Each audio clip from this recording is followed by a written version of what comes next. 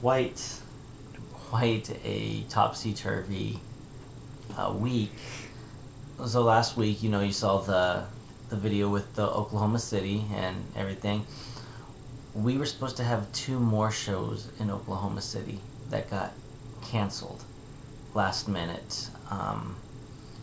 And these venues said they would provide a place for us to stay. Well, when they canceled the show, they canceled providing us a place to stay.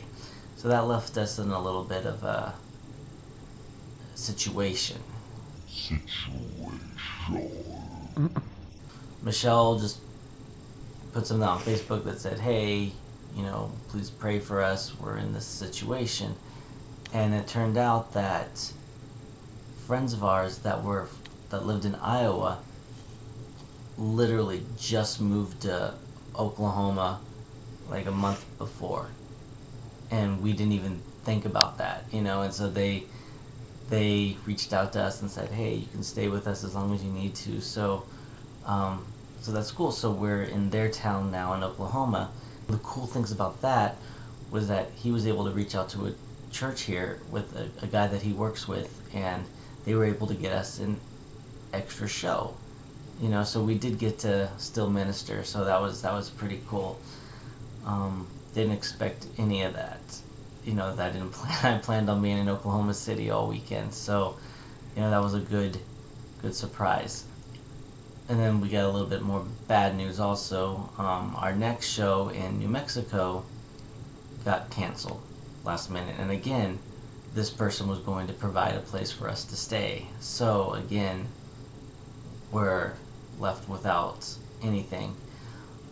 But it's close enough to Phoenix that we are probably just going to go drive home, because that would be cheaper than getting us a hotel for 2-3 nights before. And the last few shows of the last couple of shows of May are in Arizona anyway, so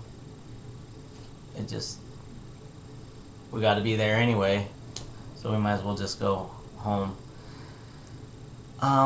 So hopefully my parents don't mind us coming back a couple of days early. I'm sure they won't. They get to see Grayson, well, the version of him that's in Michelle, and they basically get to see a giant belly. They get to see a giant belly, and then they get to see their grand dog, Cordy. So, Cordy, say hi. Cordy, over here. She thinks she's getting something. Some exciting stuff just happened. We got invited to come to Voice of the Martyrs. That's probably one of the most legit Christian organizations in the world. And we tell the story of Christians who are being persecuted out there in the world, and just supporting them, making sure that they know that they're not standing alone. The company was founded by a guy who stood up to communism and was thrown into prison, and after coming out, he wanted to let the free world know how important it was to let persecuted Christians know that they're not alone, that they're supported. And so we'll give them materials, we'll make sure that their stories get out there, and hopefully inspire Christians in the free world as well to stand arm in arm with them. So that's what we do. This has been something that Michelle and I have followed for a while. Michelle more than me. This is basically her Comic Con, so if you want to compare Christian martyrs to superheroes, yeah, I want to compare Christian martyrs to superheroes. Yeah, absolutely. Absolutely. So yeah, this is like her Comic Con. So, it was really cool. It was really informative, and it was. They actually had service. They have service here every Tuesday morning, and it's open to the public, and people can come in and worship here, and it was a really good time.